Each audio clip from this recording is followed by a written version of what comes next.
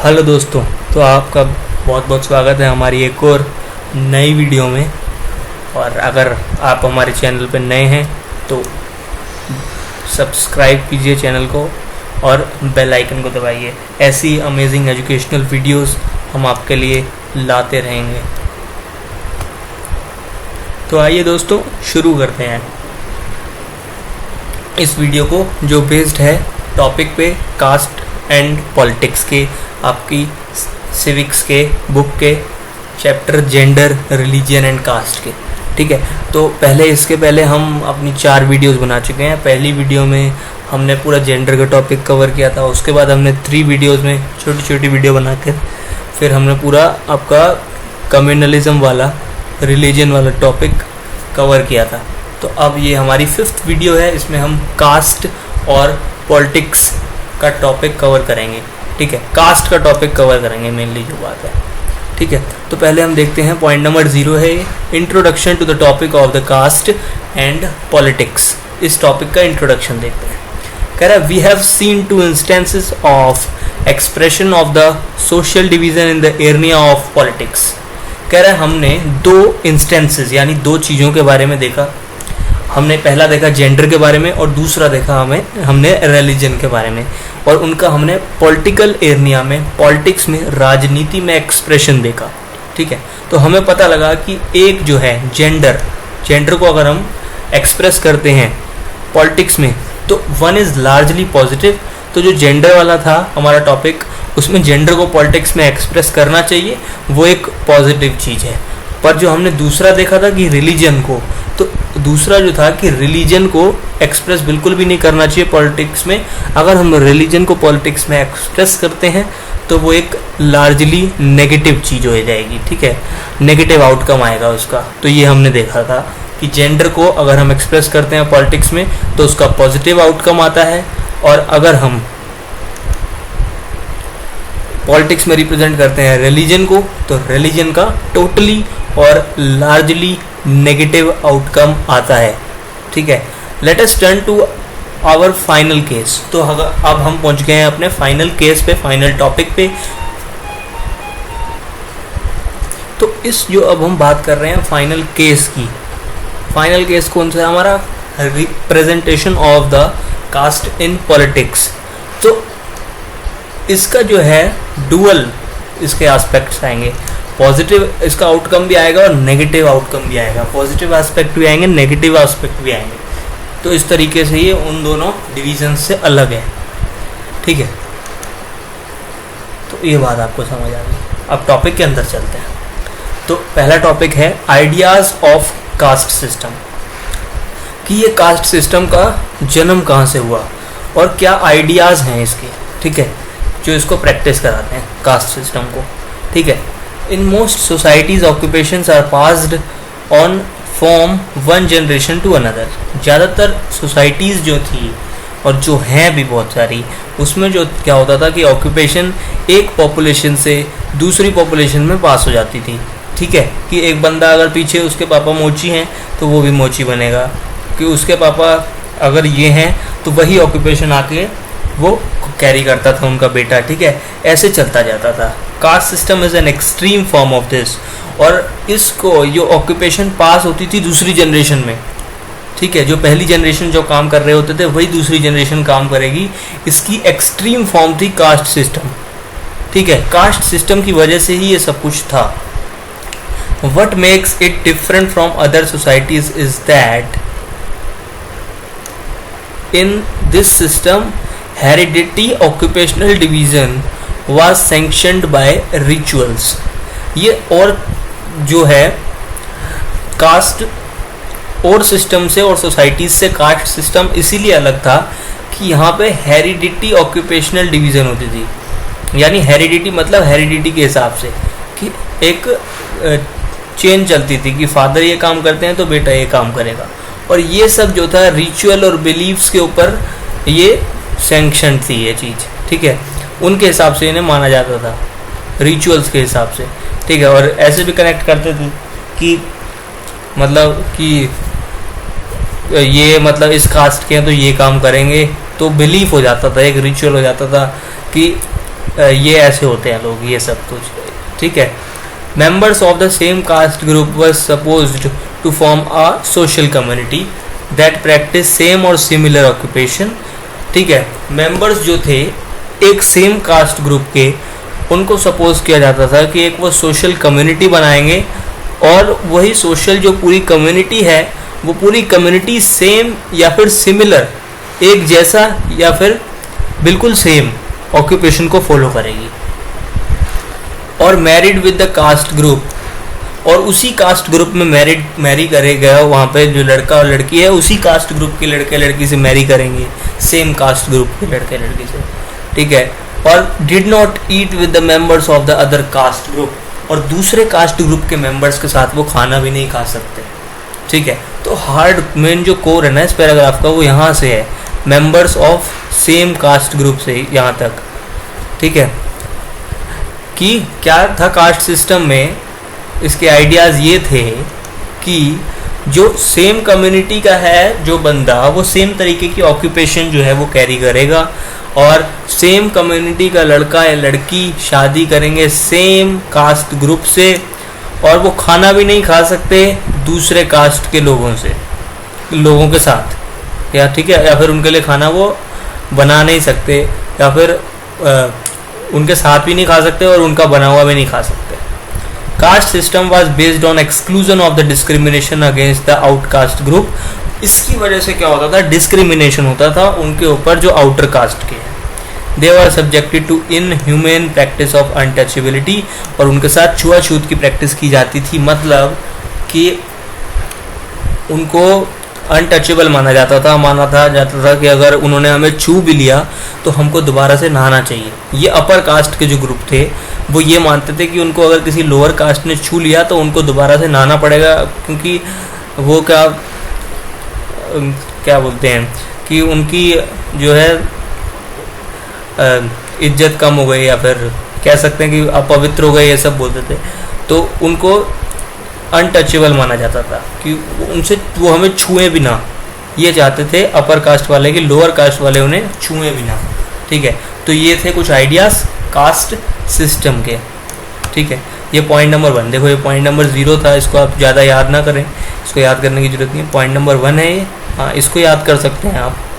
और जो ये मेंबर से लेकर कास्ट ग्रुप तक है, ये वाला जो है ये मेन कोर है पैराग्राफ का, ठीक है। मेन जो है ना पॉइंट आपके मेंबर से लेकर ये एंड तक, अनटचेबिलिटी तक, यहाँ पे आपके मेन पॉइंट्स आपको मिलेंगे जो आपको एग्जाम में लिख के।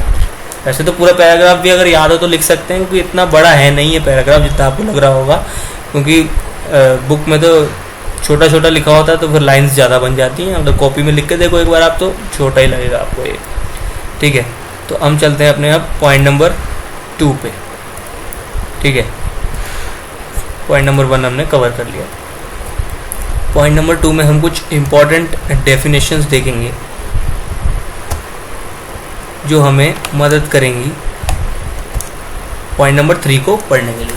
तो पहली डेफिनेशन का नाम है अर्बनाइजेशन, ठीक है। अर्बन एरिया आपको पता होता है, शहर को अर्बन एरिया कहते हैं, रूरल एरिया कहते हैं गांव को। तो अर्बनाइजेशन क्या होता है, shift of the population from rural areas to urban areas is called urbanisation. अगर पॉपुलेशन उठकर रूरल एरियाज से अर्बन एरियाज में जाने लगे, in search of job, in search of opportunities, ठीक है, in search of hospital facilities, education, इसके लिए, तो इस शिफ्ट को हम कहते हैं अर्बनाइजेशन, ठीक है। आगे देखते हैं occupational mobility, shift from one occupation to another, एक ऑक्यूपेशन से दूसरी ऑक्यूपेशन पे शिफ्ट होना, वो उसे कहते हैं हम ऑक्यूपेशन मोबिलिटी। ये यूजुअली जो है ऑक्यूपेशन मोबिलिटी दिखती है कि जब एक नई जनरेशन जो है वो ऑक्यूपेशन को लेती है, और वो वाली ऑक्यूपेशन लेती है नई जनरेशन जो अलग है उस ऑक्यूपेशन से या फिर उस रोज़गार से जो कौन प्रैक्टिस करते थे, उसके एंसेस्टर्स, उसके जो है दादा परदादा प्रैक्टिस करते थे, ठीक है। यानी अगर कोई बच्चा एक जनरेशन से निकल कर एक जनरेशन में, एक नई जनरेशन में कोई बच्चा है तो जो ऑक्यूपेशन उसके दादा परदादा प्रैक्टिस करते थे, अगर वो उससे हटकर कोई ऑक्यूपेशन प्रैक्टिस कर पा रहा है, उसको इजाज़त है उसकी सोसाइटी से, तो उसे हम ऑक्यूपेशन मोबिलिटी कहते हैं। ठीक है, shift from one occupation to another, main इसकी जो डेफिनेशन ये है।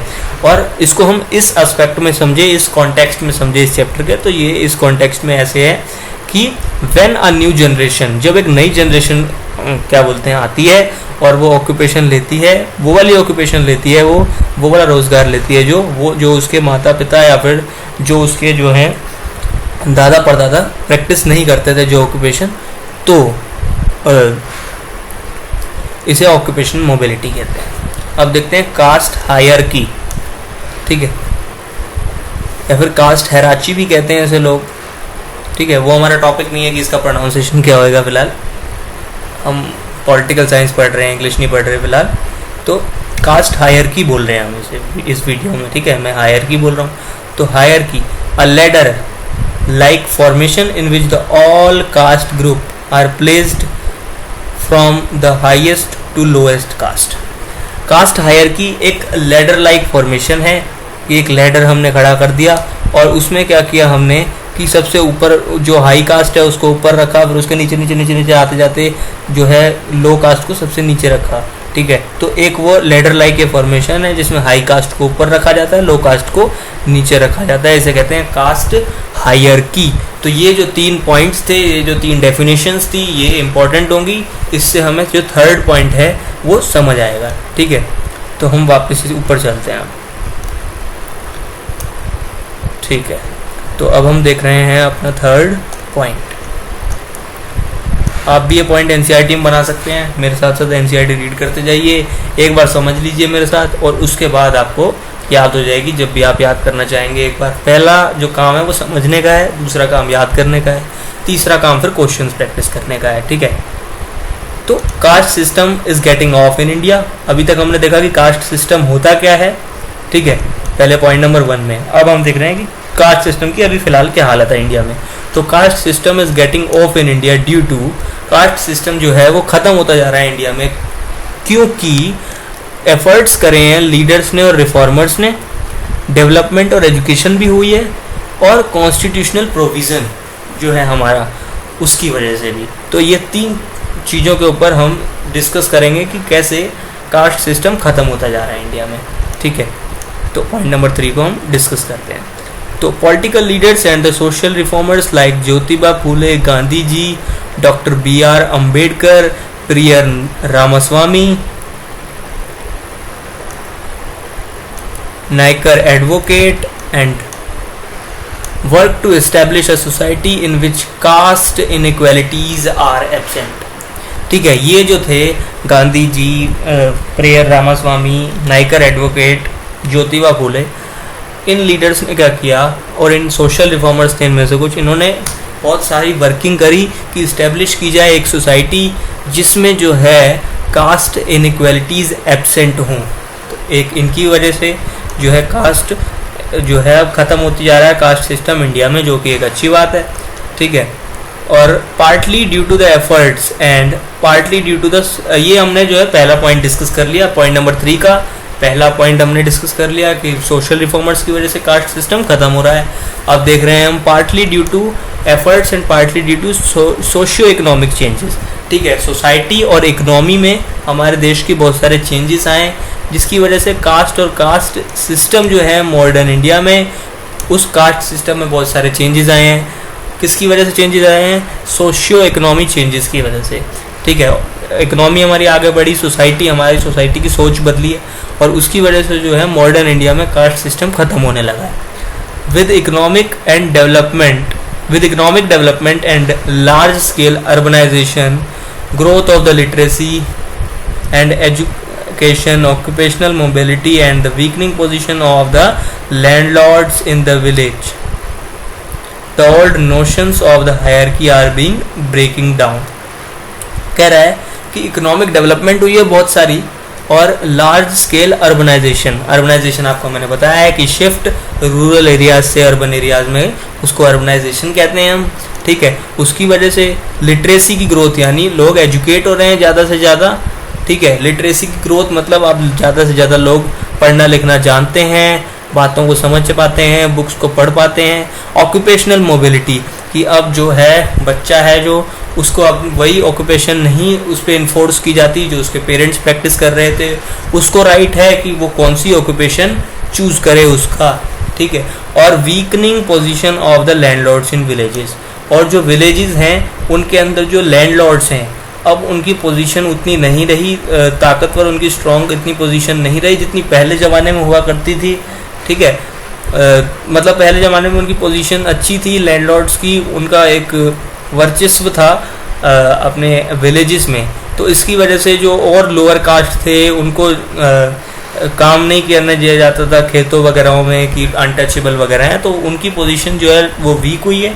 तो इसकी वजह से अब इक्वालिटी आई है कास्ट सिस्टम में कि सारी कास्ट को इक्वल माने जाना जाए, ठीक है। Old notions of caste hierarchy are breaking down, और इन सब रीजंस की वजह से जो है जो अभी हमने ऊपर डिस्कस किए, इन रीजंस की वजह से, सोशियो इकोनॉमिक चेंजेस की वजह से जो ओल्ड नेशंस हैं, ओल्ड नोशंस हैं, ठीक है, जो पुरानी चीज़ें देखते थे हम, कास्ट हायरार्की की डेफिनेशन हम पहले देख चुके हैं। एक लेडर लाइक फॉर्मेशन जिसमें एक कास्ट को ऊपर सबसे हायर कास्ट जो है और फिर लोअर कास्ट को नीचे लगाते जाते हैं, वो कास्ट हायरार्की होता है। और ये कास्ट हायरार्की जो है अब ब्रेक डाउन होता जा रहा है, ख़त्म होता जा रहा है caste system. Now most of the times in urban areas it does not matter much who is walking along next to us on the street or eating at the next table in the restaurant। अब जो है कि बहुत सारे बार हम ये देखते हैं अर्बन एरियाज़ में ये नहीं मैटर करता कि कौन वॉक कर रहा है हमारे आगे स्ट्रीट पे और ईट कर रहा है या फिर खाना खा रहा है रेस्टोरेंट में हमारी टेबल के साथ में जो टेबल लगी हुई है उस पर, ठीक है। ये मैटर नहीं करता है अर्बन एरियाज़ में, ठीक है। और जो कॉन्स्टिट्यूशन है इंडिया का, चलो ये हमने देख लिया।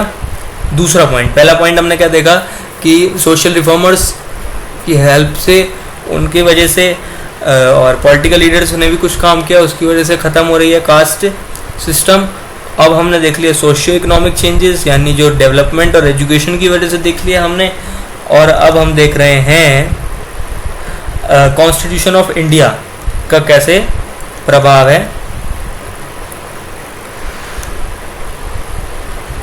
कैसा प्रभाव है कॉन्स्टिट्यूशन ऑफ इंडिया का कास्ट सिस्टम को ख़त्म करने में, ठीक है। The Constitution of India prohibited any caste based discrimination and laid the foundation of the policies to reserve the injustice of the caste system.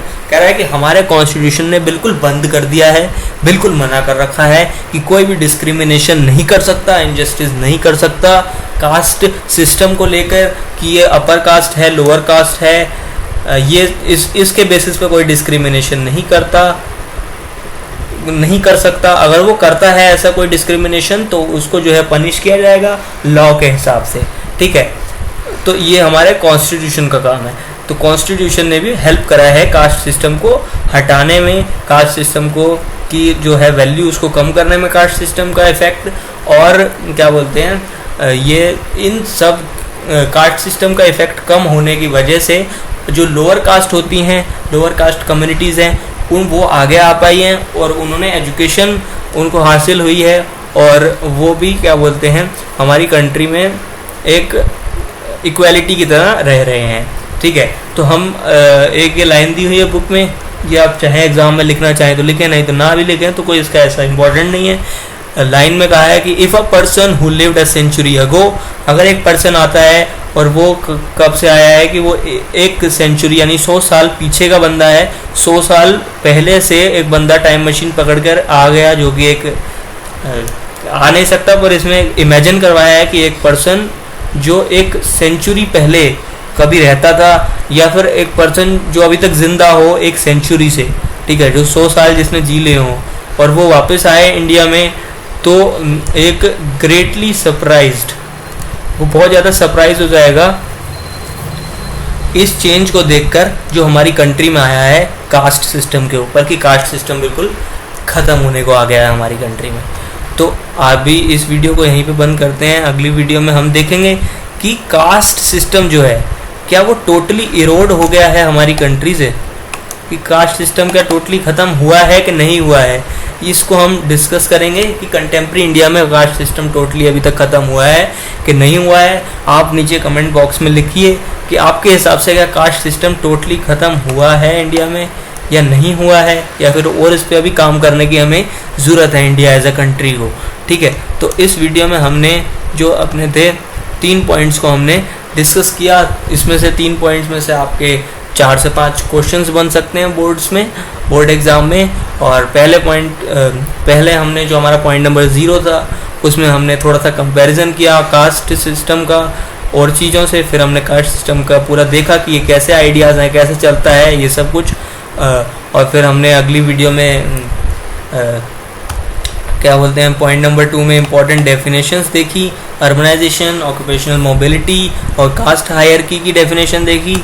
और फिर हमने क्या बोलते हैं देखा कि कास्ट सिस्टम कैसे ख़त्म हो रहा है एफर्ट से, बहुत सारे सोशल रिफॉर्मर्स लीडर्स के एफर्ट से, डेवलपमेंट की वजह से, एजुकेशन की वजह से, कॉन्स्टिट्यूशनल प्रोविज़न की वजह से ख़त्म हो रहा है कास्ट सिस्टम इंडिया में, जो कि होना भी चाहिए। तो इसमें हमने पूरा ये टॉपिक कवर किया। अभी अगली वीडियो आएगी उसमें हम आपको जवाब देंगे कि क्या कास्ट सिस्टम टोटली ख़त्म हुआ है या फिर और काम हमें करना चाहिए। इसके ऊपर आप कमेंट कर सकते हैं कि आपके हिसाब से ख़त्म हुआ है या फिर और काम करने की अभी ज़रूरत है। तो सब्सक्राइब कीजिए हमारे channel alive tone with interesting studies को, और कमेंट करके बताइए कि आपको कैसा लगा हमारा ये वाली हमारी वीडियो, आपको कैसी लगी। शेयर कीजिए हमारी वीडियोस को अपने दोस्तों में, क्योंकि शेयर करेंगे तभी चैनल आगे बढ़ेगा। और फिर हम और बहुत सारी अमेजिंग वीडियोस आपके पास लाते रहेंगे। लाइक कीजिए हमारी वीडियोस को, और हम ऐसी अच्छी से अच्छी वीडियोस आपकी एनसीईआरटी कवर करते हुए लाते रहेंगे। और हम तो ये कहते हैं कि आप पहले हमारी वीडियोस देखिए, अंडरस्टैंड कीजिए पहले एनसीईआरटी को समझिए कि वो क्या कह रही है, और उसके बाद आप उसको एक बार याद कीजिए और उसके बाद फिर आप उस पर क्वेश्चंस लगाइए और एनसीईआरटी की बुक पढ़िए। क्योंकि एनसीईआरटी की बुक अगर आप पूरी पढ़ लेंगे तो आपके सारे कॉन्सेप्ट्स कवर हो जाते हैं, क्योंकि एक हद है क्वेश्चंस लगाने की। अगर आप क्वेश्चंस लगाते वक्त कॉन्सेप्ट समझेंगे तो फिर आपके सारे कॉन्सेप्ट कवर नहीं हो पाएंगे। तो प्लीज़ सब्सक्राइब तो ज़रूर करना हमारे चैनल को alive tone with interesting studies को। और हम कहते हैं कि स्टडी अलाइव, यानी ऐसे पढ़ो कि आपको लगे कि आप कुछ सीख रहे हो, कि आप अपने आप को रिप्रेजेंट करने के काबिल हो रहे हो सोसाइटी में। ठीक है, आपकी एक अलग सोच बन रही है, ऐसे पढ़ो। तो इसी के साथ एंड करते हैं इस वीडियो को। प्लीज़ सब्सक्राइब कीजिएगा हमारे channel alive tone with interesting studies को। Okay, good bye students, study alive.